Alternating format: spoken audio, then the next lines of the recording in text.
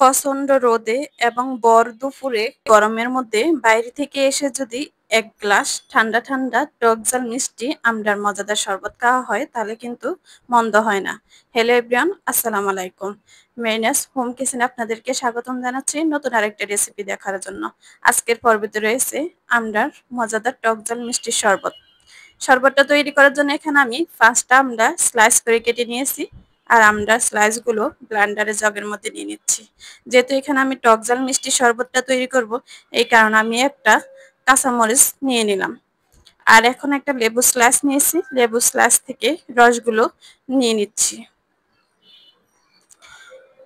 এখানে আপনারা ফ্লেভার বা আর একটু কালার আসার জন্য কয়েকটা পুদিনা পাতা ইউজ করতে পারেন, তো আমার হাতের কাছে ছিল না তাই আর আমি আর দিলাম না।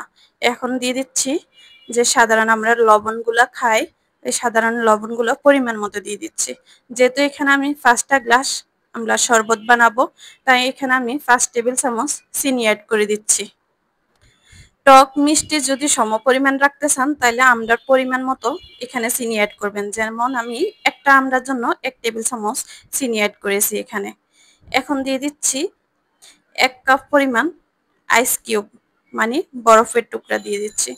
আর এখানে হাফ গ্লাস পানি দিয়ে প্রথমে ফুল স্পিডে আমি একটু ব্লেন্ড করে নেব, আর বাকি হাফ গ্লাস পানি আমি পরে অ্যাড করব।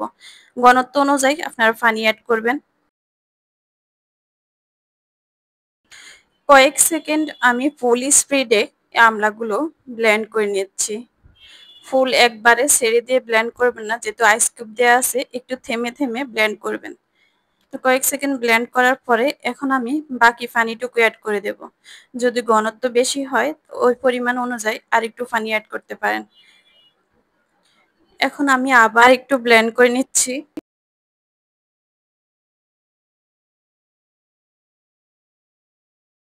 শরবতটা আমার সম্পূর্ণভাবে রেডি হয়ে গেল। আপনারা চাইলে একটা গ্লাসের মধ্যে কিছু আইস কিউব দিয়ে শরবতটা পরিবেশন করতে পারেন।